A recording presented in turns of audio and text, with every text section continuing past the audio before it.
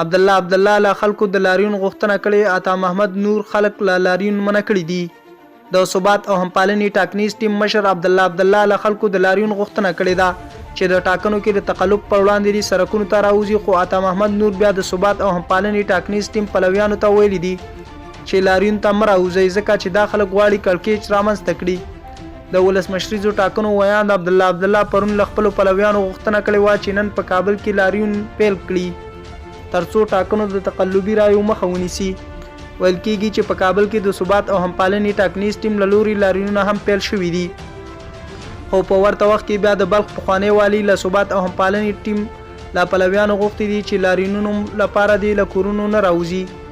هغه په خپل یو ویډیو کې ویلي دي چې دا خلک غواړي چې کړکېچ رامنځته کړي خو څوک به دوی ته د کړکېچ جوړولو اجازه ورنه کړي.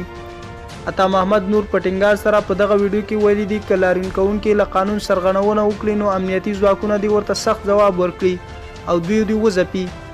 هغه همداراز په خپلو خبرو کې وایي چې خلک دې نور د یو شمېر کسانو په تشو ژمنو نه غولېږي او داسې خلکو تر شا دې نه ودرېږي چې یوازې د خپل چوکۍ غم ورسره وي. د یادولو دا چې د ثبات او همپالنې ټاکنیز ټیم مشر عبدالله په ټاکنو کمیسیون تور پورې کړی دی چې دوی په رایو دی یو ټیم په ګټه تقلب کوي.